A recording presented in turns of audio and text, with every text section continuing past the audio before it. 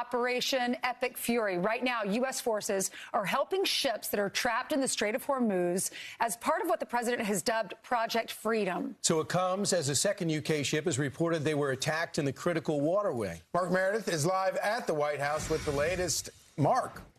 Charlie, Brian, and Ainsley, good morning, friends. Once again, this morning, U.S. Central Command is denying an Iran report that it had struck a U.S. warship. This back and forth all comes as the White House is launching a new effort to basically unclog the Strait of Hormuz, get ships that have been stuck in the Persian Gulf out of the area. You can imagine what it's been like the last few months.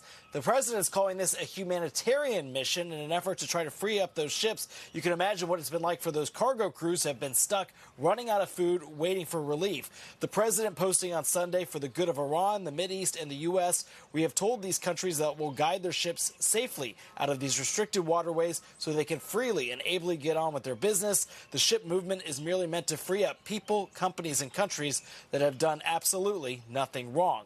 The Joint Maritime Information Center telling ships to cross the strait in Oman's waters under what's been called an enhanced security area. To protect those ships, U.S. Central Command has plenty of resources, including guided missile destroyers, land and sea aircraft, but Iran says they still have the upper hand. They claim those ships could still come under fire. The head of Iran's parliament posting, any American interference in the new maritime regime of the Strait will be considered a violation of the ceasefire. The Strait of Hormuz and the Persian Gulf would not be managed by Trump's delusional posts. No one would believe blame game scenarios.